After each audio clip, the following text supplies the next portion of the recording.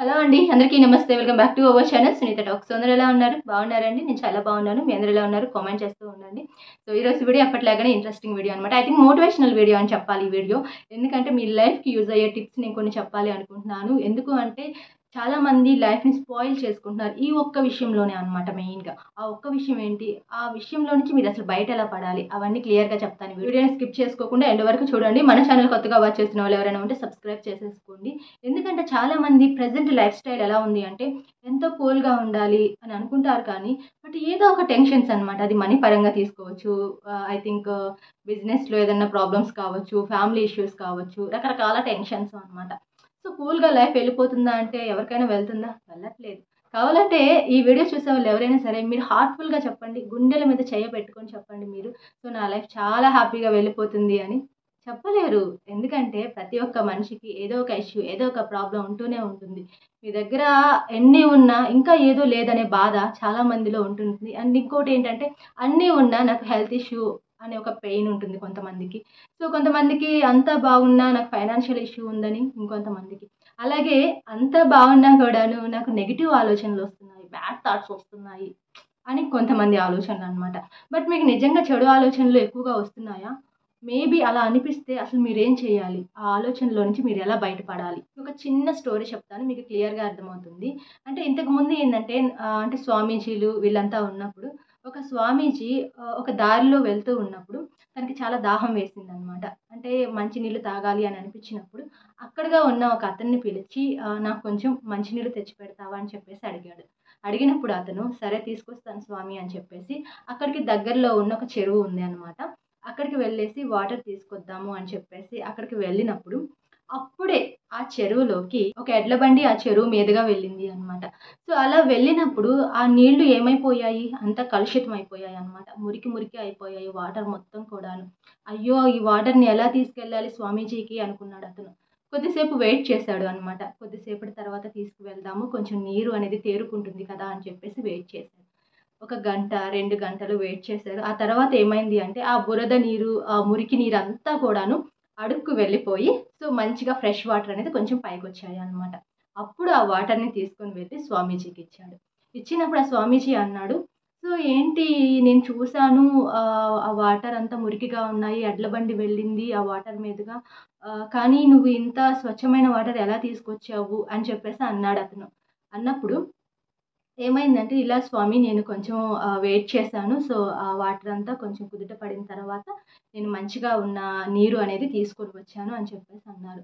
So, అప్పుడు ఆ స్వామీజీ చాలా సంతోషపడ్డాడు. ఎందుకు అంటే, ఇక్కడ మీకు పాయింట్ తెలియాలి అని చెప్తున్నాను. ఎప్పుడైనా మన మనసు డిస్టర్బెన్స్ అయినప్పుడు, కొంచెం టెన్షన్స్‌తో ఉన్నప్పుడు, ఓవర్ థింకింగ్ చేయకుండా మన మనసుని ప్రశాంతంగా ఉంచుకోవాలి. అలా కొద్దిసేపు వదిలేసేయాలి అంతే. మీరలా ఎప్పుడైతే కామ్‌గా అలా వదిలేస్తారో చాలా రిలీఫ్ వస్తుంది అన్నమాట. మీకు తెలీదు, నిజంగా చెప్తున్నాను. ఎంత టెన్షన్ ఉన్నా, ఎంత కోపం ఉన్నా సరే, ఆ సెకండ్ మీరలా కామ్ అయిపోండి అంతే.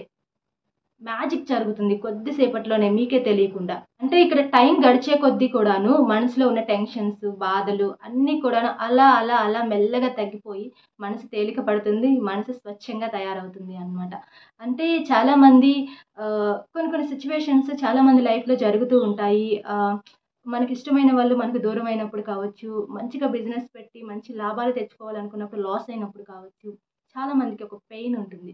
దాంతో పాటుగా కొన్ని కొన్ని థాట్స్ నేను స్టార్టింగ్‌లో చెప్పాను చూసారా? ఒక నెగెటివ్ థాట్స్ కూడా వస్తూ ఉంటాయి చాలామందికి. ఇది మంచిది కాదు, ఈ పని నేను చెయ్యకూడదు అని తెలిసినా కూడా చాలామంది మైండ్ అలానే వెళ్ళిపోతుందనమాట.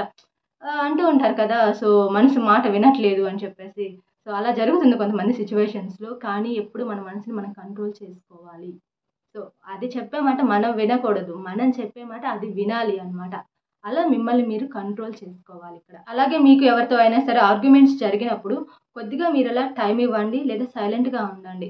నిజంగా వాళ్ళ సైడ్ ఏదైనా తప్పుంటే వాళ్ళ తప్పు తెలుసుకొని ఖచ్చితంగా మీకు సారీ చెప్తారు. ఎప్పుడు ఆర్గ్యుమెంట్స్‌ని ఎక్కువ ఓవర్ చేసుకోమాకండి ఏదైనా జరుగుతున్నప్పుడు.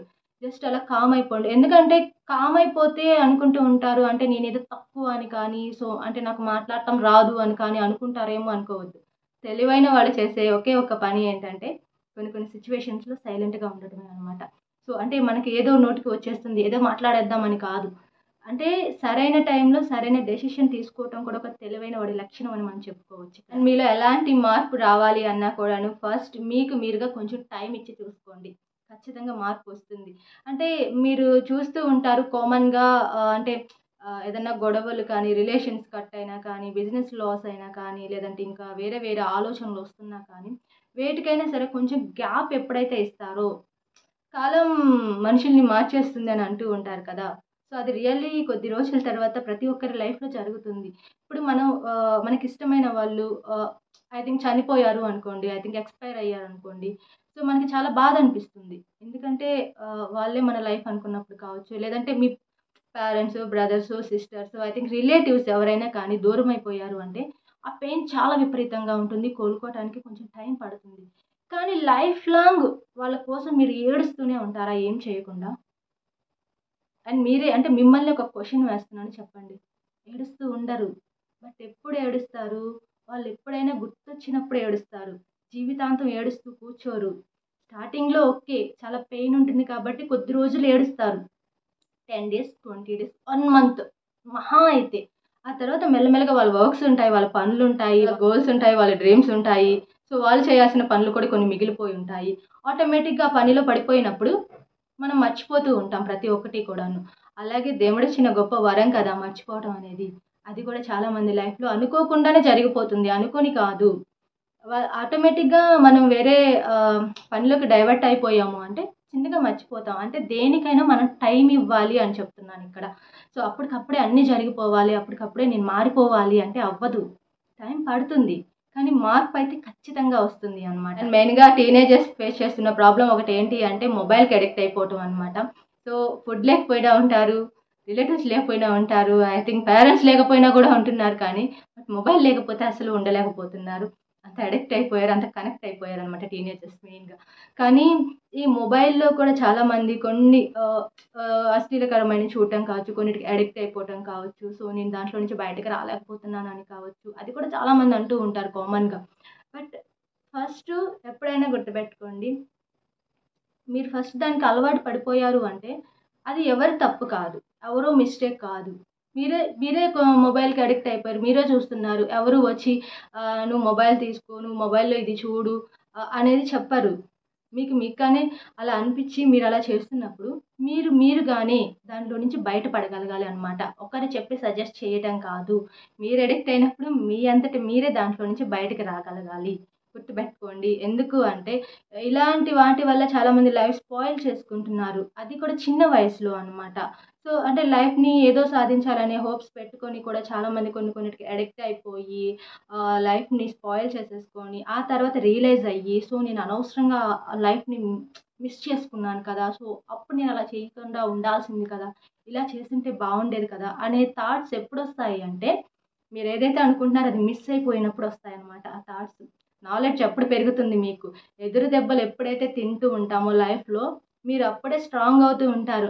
అంటే అంటారు కదా! నాకే ఎందుకు ఇన్ని కష్టాలొచ్చేసాయి అని అంటారు. కష్టాలు ఊరికే రావు. మనల్ని ఇంకా స్ట్రాంగ్ చేయడానికే వస్తాయి కష్టాలు. ఎందుకంటే మళ్ళీ మన ఆ తప్పు రిపీట్ చేయకూడదు కదా! రిపీట్ చేయకుండా ఉండాలంటే ఆ దెబ్బ మనకి తగలాల్సిందే కదా! తగిలితేనే కదా నెక్స్ట్ టైమ్ మనం జాగ్రత్తగా ఉంటాం. అలాగే ఇక్కడ కూడా కష్టాలొచ్చాయని ఎప్పుడు బాధపడొద్దు. నాకెందుకిలా అవుతుంది అని కూడా ఆలోచించొద్దు. దాంట్లో నుంచి ఎలా బయటపడాలి? ఎలా రియలైజ్ అవ్వాలి? ఎలా లైఫ్‌ని ముందుకు తీసుకెళ్ళాలి? అనే వాటి మీద మీరు కాన్సంట్రేషన్ చేసినట్లయితే లైఫ్ ఆసమ్‌గా ముందుకెళ్ళిపోతుంది. సో ఫ్రెండ్స్ ఇవన్నమాట లైఫ్‌లో చాలా మంది ఫేస్ చేస్తున్న ప్రాబ్లమ్స్‌ని మోటివేషనల్‌గా మీకు యూజ్ అవ్వాలనే ఉద్దేశంతో నేను కొన్ని వర్డ్స్ అయితే మీతో షేర్ చేసుకున్నాను.